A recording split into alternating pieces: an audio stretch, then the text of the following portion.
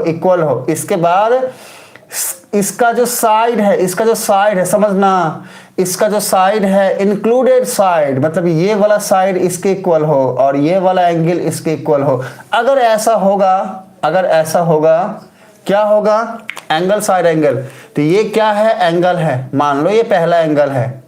अगर angle B जो है ना ये इक्वल हो जाए एंगल ई के, ठीक है, पहला फर्स्ट देखो सुनो, हमने ए पाया यहां से, और एंगल ए जो है ना ये इक्वल हो जाए एंगल डी के, एंगल ए जो है ना ए ये इक्वल हो जाए एंगल डी के। फिर से देखो हमने क्या पाया, यहाँ पे हमने एंगल पाया। और तीसरा देखो इन दोनों एंगल के बीच का जो इंक्लूडेड साइड है बच्चे, ये साइड नहीं, सिर्फ ये वाला साइड, दोनों एंगल के बीच का बना हुआ इंक्लूडेड साइड। इस केस को एकदम ध्यान से समझिएगा। हाँ, दोनों एंगल के बीच जो बना हुआ इंक्लूडेड साइड है, ध्यान से सुनिएगा, अगर ये इन दोनों एंगल के बीच का बना हुआ इस साइड के इक्वल हो जाए, मतलब तीसरा केस क्या होगा? तीसरा केस होगा कि ये जो बी ए साइड है ना, ये बी ए साइड जो है ना ये इक्वल हो जाए ई डी साइड के। तो हम क्या बोलेंगे? हम बोलेंगे कि भैया ये दोनों ट्रायंगल्स क्या होगा? कॉन्ग्रुएंट होगा। अब देखो सुनो, केस क्या बना? Angle side angle. अब हम इसको लिखेंगे भी उसी हिसाब से, इसको स्विच कर दो, इसको 3 नंबर कर दो, इसको 2 नंबर कर दो। देखो सुनो, हम क्या बोलेंगे? Angle side angle. अब इसको हम लिखते हैं अरेंज करके ताकि आप सब समझ पाओ। रुको, देखो सुनो, हमने लिख दिया पहले एंगल बी ई के इक्वल है। अब लिखेंगे साइड, तो सेकंड क्या आ जाएगा? साइड, मतलब बी ए जो है ये इक्वल होगा ए डी के। यहां से हमें मिला साइड का केस। और तीसरा होगा वापस से एंगल, मतलब एंगल ए जो है वो एंगल डी के इक्वल होगा। यहां से मिला हमें एंगल का केस। तो एंगल साइड एंगल से ये दोनों ट्रायंगल को हम क्या बोलेंगे कि ये कॉन्ग्रुएंट है। Therefore we can say that triangle B A C is congruent to triangle E D F. अगर ये सारी बातें आप सबको समझ में आई हैं तो मुझे फटाफट बच्चे रिप्लाई करेंगे, बोलिए यस। सेम यस बच्चे, अगर यहाँ तक की बात आप सबको समझ में आ गया है तो बोलिए यस, फटाफट बोलिए सारे बच्चे यस।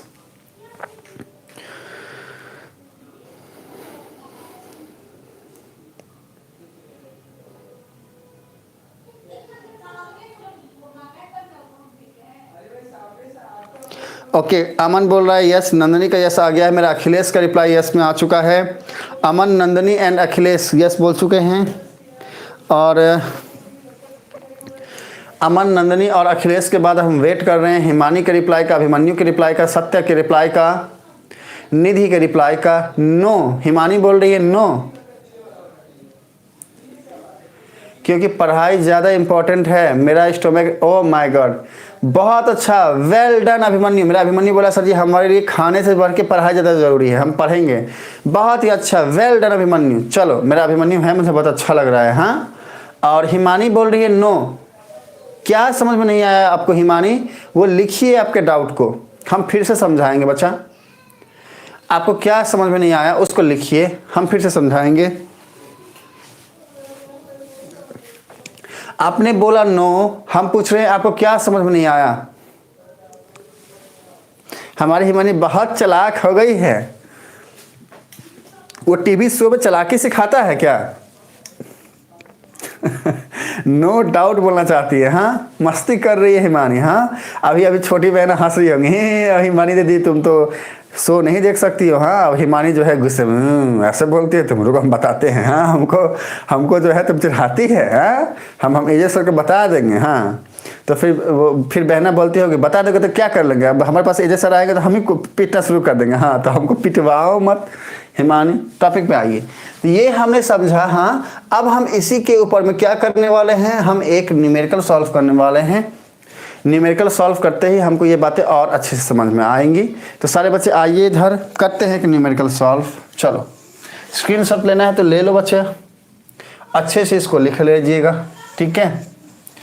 आइए अब करते हैं कि numerical solve. Angle side angle के इस थ्योरम के ऊपर में बेस्ट एक न्यूमेरिकल सॉल्व करेंगे। और वो न्यूमेरिकल देखो यहाँ पर हमने आप सबके लिए लिखा हुआ है, क्या प्रोसेस सॉल्व करना है वो भी हमने लिख दिया है, इसको नोट्स कर लीजिएगा। बाकी इसको हम समझाते हैं, इसको ध्यान से समझो यहाँ पे। चलो, तो अब जो है ना सारे के सारे इधर आओ, सुनो मेरी बात, देखो सुनो।